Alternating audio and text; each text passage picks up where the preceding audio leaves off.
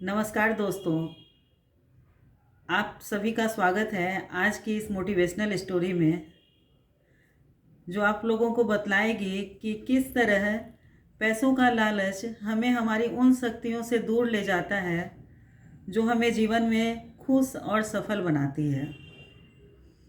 एक नगर में एक धनी सेठ रहते थे। उनके बंगले के पास में ही एक जूता सिलने वाले गरीब मोची की दुकान थी। उस मोची की एक खास बात यह थी कि वह जब भी जूता सिलता था तो भगवान भगवान के भजनों को गुनगुनाया करता था, गाया करता था। लेकिन सेठ जी कभी भी उसके भजन पर ध्यान नहीं दिए।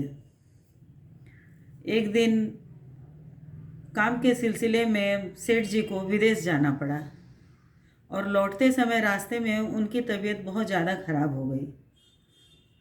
पैसों की कमी तो थी नहीं, इसलिए देश विदेश से डॉक्टरों को, वैद्य, हकीमों को बुलाया गया, लेकिन कोई भी उनकी बीमारी का इलाज नहीं कर सका।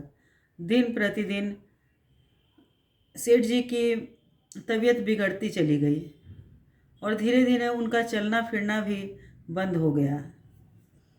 एक दिन जब सेठ जी अपने बिस्तर पर पड़े थे तो उनके कान में मोची के भजन सुनाई दिए। आज वो सेठ जी को उसके भजन कुछ अच्छे लग रहे थे और उनके भजन सुनते सुनते सेठ जी जैसे मंत्र मुग्ध हो गए और उन्हें लगा कि साक्षात परमात्मा से उनका मिलन हो रहा है। उन्हें अपार आनंद की प्राप्ति होने लगी। सेठ जी को धीरे धीरे उसके भजन इतने अच्छे लगने लगे कि रोज़ ही वो अपने बिस्तर पर पड़े पड़े मोची के भजन सुना करते थे और अब धीरे धीरे उनके स्वास्थ्य में भी सुधार होने लगा। तो एक दिन उस सेठ ने मोची को अपने पास बुलाया और कहा कि बड़े बड़े डॉक्टर जो काम नहीं कर पाए, मेरा इलाज नहीं कर पाए, वो काम तुम्हारे भजन ने कर दिया। तुम्हारे भजनों ने तो मेरे स्वास्थ्य को सुधार दिया है। और खुश होकर सेठ जी ने 1,000 रुपया इनाम मोची को दिया और कहा कि ये मेरी तरफ से तुम्हारा इनाम है। मोची पैसे लेकर खुशी खुशी चला गया।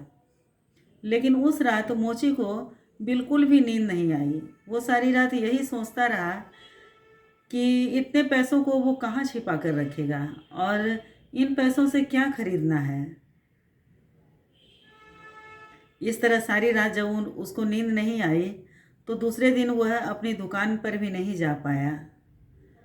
अब धीरे धीरे मोची भजन गाना तो जैसे भूल ही गया था और उसका ध्यान अपने काम पर से भी हट गया और उसका धंधा भी अब धीरे धीरे चौपट होने लगा था। एक दिन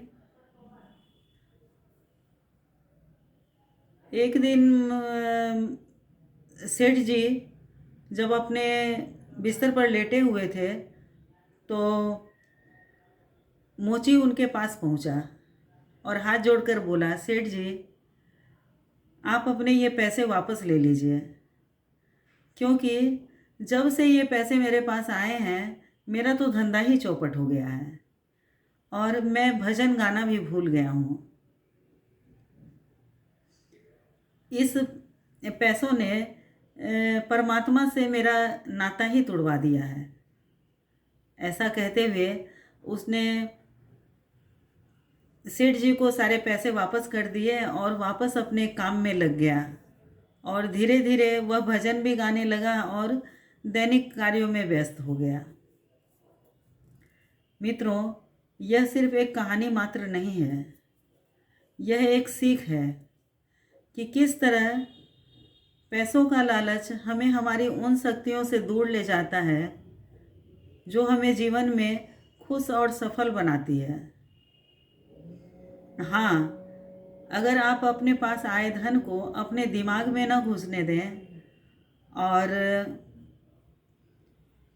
उन्हें कहीं किसी सत्कर्म में लगा दें या फिर कहीं इन्वेस्ट कर दें तो आपका जीवन सुचारू रूप से चलता रहेगा और आप अपने जीवन को एक नई दिशा दे सकेंगे। Thank you. आपको यदि ये कहानी पसंद आई हो तो एक लाइक ज़रूर करिएगा और सब्सक्राइब भी करिएगा।